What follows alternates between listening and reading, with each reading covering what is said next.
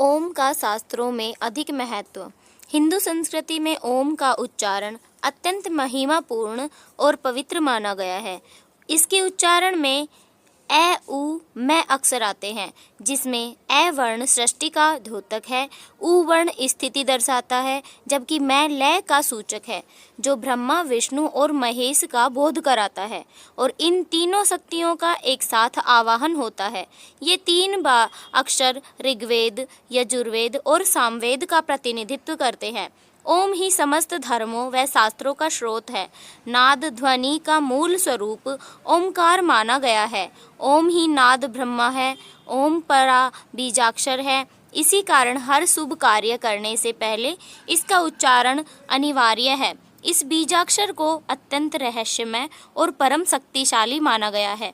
इसीलिए अनादिकाल से साधकों में ओमकार के प्रति अगाध श्रद्धा रही है। ओम की महिमा के संबंध में अनेक ग्रंथों में उल्लेख किया गया है। कठोपनिषद में यम देव नचिकेता से कहते हैं, सभी वेदों ने जिस पद की महिमा गाई, तपस्वी लोगों ने तपस्या करके जिस शब्द का उच्चारण किया, उसी महत्वपूर्ण शक्ति को मैं तुम्हें सार रूप में बताता हूँ। हे नचिकेता, वेदों का सार, तपस्वियों का वचन, ज्ञानियों का अनुभव, ओम इति एतत् केवल ओम ही है। आगे कहा है कि यह अक्षर ओमकार ही तो ब्रह्मा है और यह अक्षर ही परम ब्रह्मा है। इसी अक्षर को जानकर मनुष्य जो कुछ चाहता है उसको वही मिल जाता है। यही अत्युत्तम आलंबन है, यही सबका अंतिम आश्रय है। इस आलंबन को भली भांति जानकर साधक ब्रह्मलोक में महिमान्वित होता है। मांडुक्य उपनिषद में कहा गया है, चित्त को ओम में समाहित करो। ओम निर्भय ब्रह्म पद है। ओम में नित्य समाहित रहने वाले पुरुष को कहीं भी भय नहीं होता।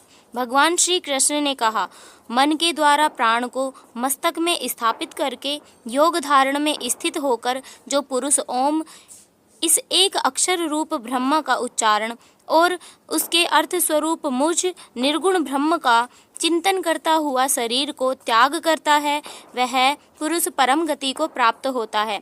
आगे वे श्रीमद् भागवत गीता के अध्याय में कहते हैं कि वेद मंत्रों का उच्चारण करने वाले श्रेष्ठ पुरुषों की शास्त्र विधि से नियत यज्ञ, दान और तप रूप क्रियाएं सदा ओम इस परमात्मा के नाम को उच्चारण करके ही आरंभ होती है।